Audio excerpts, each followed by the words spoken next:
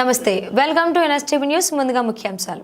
తెలంగాణ భాష సాంస్కృతిక శాఖ సౌజన్యంతో రవీంద్ర భారతిలో కవి రచయిత రాజులపల్లి ప్రతాపరెడ్డి రాసిన జుడుగుడు కవిత సంపుటి ఆవిష్కరణ జరిగింది. ఈ కార్యక్రమానికి ముఖ్య అతిథిగా ఆచార్య తంగెడ కిషన్ రావు, ఆత్మీయ అతిథిగా సుప్రసిద్ధ కవయిత్రి కుప్పిలి పద్మ, ఆంధ్ర మహాసభ సాహిత్య విభాగం నుండి సంగినేని రవీంద్ర, డాక్టర్ సమ్మెటి నాగమల్లేశ్వరరావు, కట్ట నరసింహ తదితరులు పాల్గొన్నారు. ప్రతాపరెడ్డి రచనలు సమాజానికి దగ్గరగా ఉంటాయని, కవిత్వంతో పాటు వ్యక్తిత్వం కూడా ఉన్న బహుముఖ ప్రజ్ఞాశాలి అని, ప్రతి రచనను 360 డిగ్రీస్లో ఆయన చూస్తారని, ఎవరికి అవార్డు వచ్చినా వారి రచనను క్షుణ్ణంగా పరిశీలించి చెబుతారని, తెలుగు, కన్నడ, హిందీ, ఇంగ్లీష్ భాషల్లో ఎన్నో కవితలు రాశానని, కవులందరూ ఆయన రచనలను, వ్యక్తిత్వాన్ని పొగిడారు.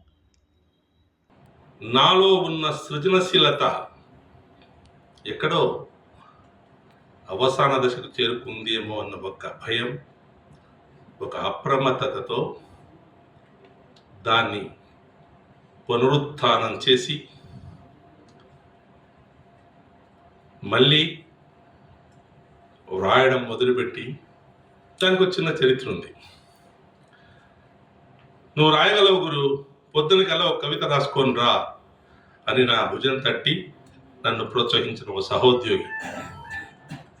దానివల్ల రేపు అనే కవిత ఉదయించింది. తర్వాత నేను హైదరాబాద్కి వచ్చినప్పుడు నా ఆప్తమిత్రుడు ఒకడు, నీకెందుకురా కవిత్వం, రేట్లకేంది కవిత్వం ఎందుకురా, వదిలే అన్నాడు. ఈ అదృష్టం నిజానికి ఇవాళ ఇచ్చట ముదిమి ముచ్చట. ఇప్పుడైనా రాయకపోతే ఇంకెప్పుడు రాయగలను అనే నాకే ఒక సంశయం. అందువల్ల ఇప్పటికైనా నా స్పందనను అక్షర రూపంలో తేవాలనే ఒక ఉత్సాహం. ఈ కవితాయానంలో ఎనలేని చేయూతనిచ్చిన కవిమిత్రుడు సంగివేణి. ఆయన కాక ఎన్నోసార్లు చేయూతనిచ్చిన ఎన్నో చిన్ని చేతులు, సాయపడిన చేతలు నన్ను మున్ముందుకు నడిపించాయి, నాతో కవిత్వాన్ని వ్రాయించాయి.